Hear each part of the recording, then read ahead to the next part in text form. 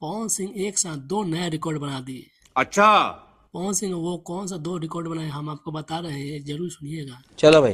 पवन सिंह एक साथ दो बड़े रिकॉर्ड स्थापित कर दिए। जी हाँ दोस्तों, आप सही सुने, पवन सिंह एक साथ दो बड़े रिकॉर्ड स्थापित कर दिए। पहला जो अभी हाल फिलहाल में आया उनका गाना आरा कोठलाली, जो बर्थडे के दिन 5 जनवरी को रिलीज हुआ था, वो इंस्टाग्राम पर करीब 5 दिन में 2,81,000 के करीब रील क्रिएट हो गया है। ये रिकॉर्ड देखते हुए खेसारी लाल यादव के फैंस और खेसारी लाल यादव पूरे सदमे में पड़े हुए हैं। पवन सिंह का दूसरा सबसे बड़ा ये रिकॉर्ड है कि 100 मिलियन में एक और गाना उनका गया है, जिस गाने का नाम है आरा में दोबारा फिर अबू ना।